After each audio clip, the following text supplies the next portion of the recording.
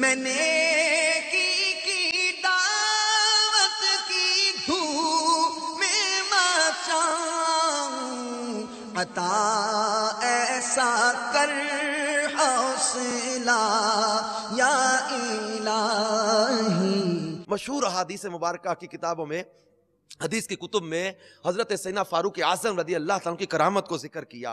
حضرت سیدنا فاروق اعظم رضی اللہ تعالیٰ عنہ نے ایک دن منبر پر خطبہ ارشاد فرماتے ہوئے اچانک ارشاد فرمایا، اے ساریہ پہاڑ کی طرح پیٹھ کر لو۔ حاضرین مسجد حیران رہ گئے کہ لشکر اسلام کے سپہ سالار حضرت ساریہ تو مدینہ منورہ سے سینکڑوں میل دور سرزمین نہاوند میں مصروف جہاد ہیں، آج امیر المومنین انہیں کیوں کر اور کیسے پکار رہے ہیں؟ حضرت سیدنا فاروق اعظم مدینہ المنورہ میں منبر پر خطبہ ارشاد فرما رہے، حضرت ساریہ سینکڑوں میل دور مقام نہاوند میں جنگ کر رہے، حضرت عمر فاروق ان کو پکار رہے، اے ساریہ پہاڑ کی طرف پیٹھ کر لو۔ اللہ اکبر کبیرہ۔ میٹھے میٹھے اسلامی بھائی اور مدنی چینل کے ناظرین، اس الجھن کی تشفی کب ہوئی؟ تب ہوئی جب وہاں سے فاتح نہاوند حضرت ساریہ رضی اللہ تعالیٰ کا قاصد یعنی نمائندہ آیا اور اس نے خبر دی کہ میدان جنگ میں کفار جفاکار سے مقابلے کے دوران جب ہمیں شکست کے آثار نظر آنے لگے، اتنے میں آواز آئی، اے ساریہ پہاڑ کی طرف پیٹھ کر لو۔ حضرت سیدنا ساریہ نے فرمایا، یہ تو امیر المومنین حضرت فاروق اعظم کی آواز ہے۔ پھر فوراً ہی اپنے لشکر کو پہاڑ کی طرف پشت کر کے صف بندی کا حکم دے دیا۔ اس کے بعد ہم نے کفار بداتوار پر زوردار یلغار کر دی تو ایک دم جنگ کا پانسا پلٹ گیا اور تھوڑی ہی دیر میں اسلامی لشکر نے کفار بیکار کی فوجوں کو روند ڈالا اور عساکر اسلامیہ کے قاہرانہ حملوں کی تاب نہ لا کر لشکر اشرار میدان کارزار سے راہ فرار اختیار کر گیا اور افواج اسلام نے فتح مبین کا پرچم لہرا دیا۔ میٹھے میٹھے اسلامی بھائیوں اور مدنی چینل کے ناظرین، آپ اندازہ کریں کہ حضرت سیدنا فاروق اعظم رضی اللہ تعالیٰ عنہ کی آواز مدینہ المنورہ سے مقام نہاوند میں سینکڑوں میل کے فاصلے پر حضرت ساریہ سن رہے۔ حضرت فاروق اعظم مدینہ المنورہ میں حضرت ساریہ کو دیکھ رہے، آواز دے رہے۔ یہ شان ہے خدمتگاروں کی، سردار کا عالم کیا ہوگا؟ میٹھے میٹھے اسلامی بھائیوں اور مدنی چینل کے ناظرین، اللہ تبارک و تعالیٰ نے اپنی اولیاء کو بہت کرامات عطا کی۔ امیر علیہ سنت نے اپنے رسالے کرامات فاروق اعظم میں حضرت فاروق اعظم کی کئی کرامات کا ذکر کیا۔ کرامات امام حسین رضی اللہ تعالیٰ عنہ، اپنے اس رسالے میں امام حسین رضی اللہ عنہ کی کرامات کو ذکر کیا۔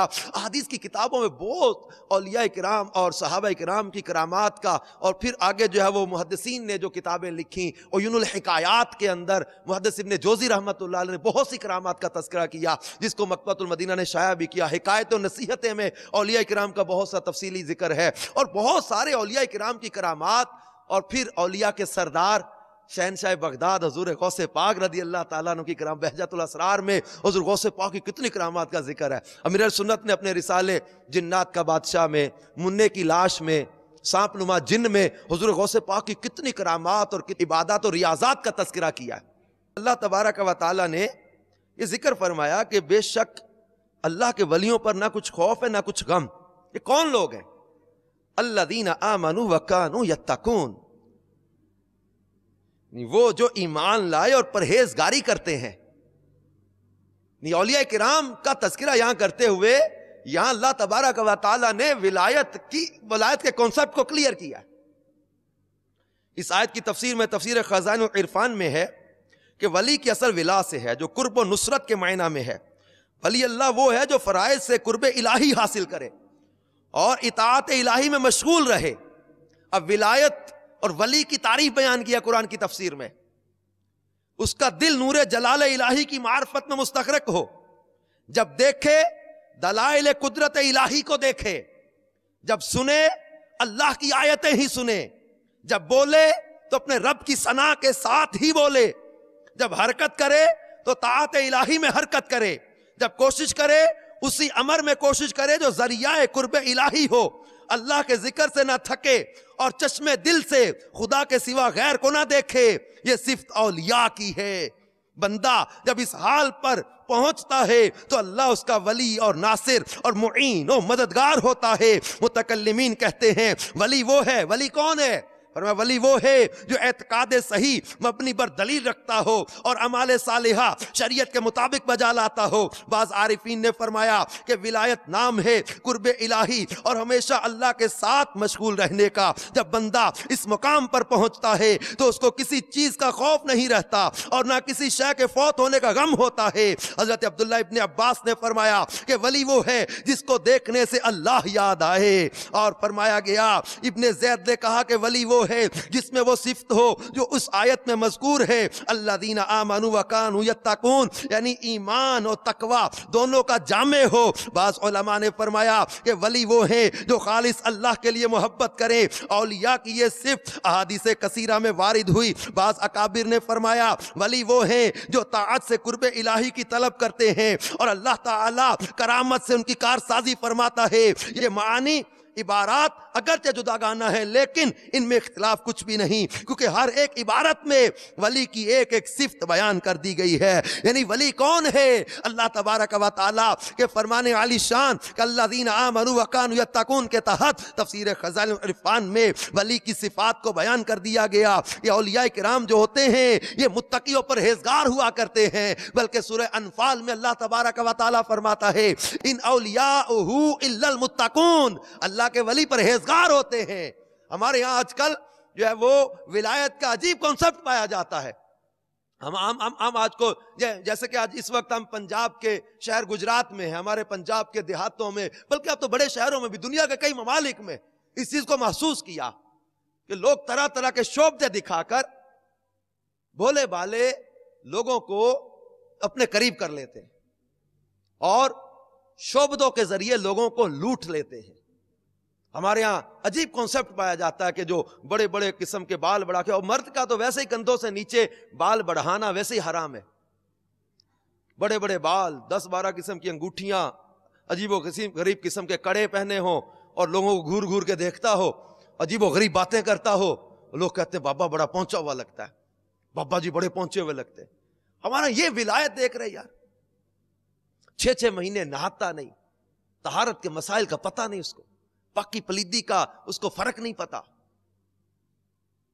میلا گندا اور شریعت کی مخالفت کرنے والا، اللہ رسول کے احکام کا مذاق اڑانے والا. اور ایسوں کے پاس عورتوں کے جمگٹھے لگے اور جاہل لوگ ایسوں کے گرد جو ہے وہ پڑے بیٹھے رہتے، طرح طرح کی عجیب و غریب حرکتیں کرتے. خدا را شریعت کے حکم کو سمجھے ولایت کے بارے میں. ولایت ہے کیا؟ تقوی اور پرہیزگاری. بلکہ مکتبۃ المدینہ کی مطبوعہ بہار شریعت کے صفحہ 266 پر ہے کہ احکام شریعہ کی پابندی سے کوئی ولی کیسا ہی عظیم ہو سبکدوش نہیں ہو سکتا. بعض جو یہ بک دیتے ہیں کہ شریعت راستہ ہے، راستہ کی حاجت ان کو ہے جو مقصود تک نہ پہنچے ہوں، ہم تو پہنچ گئے. اور کہتے ہیں نا پہنچے ہوئے، ہم تو نماز کی ضرورت کوئی نہیں، ہمیں روزے کی ضرورت کوئی نہیں، یہ ہم پہنچے ہوئے لوگ ہیں. سید الطائفہ حضرت جنید بغدادی نے انہیں فرمایا صدقوا لقد وصلوا ولکن الی این الی النار. وہ سچ کہتے ہیں، وہ کہتے ہیں نا پہنچ گئے ہم، وہ سچ کہتے ہیں کہ پہنچے، مگر کہاں؟ جہنم کو. البتہ اگر مجذوبیت سے عقل تکلیفی زائل ہو گئی ہو جیسے غشی والا تو اس سے کلمہ شریعت اٹھ جائے گا.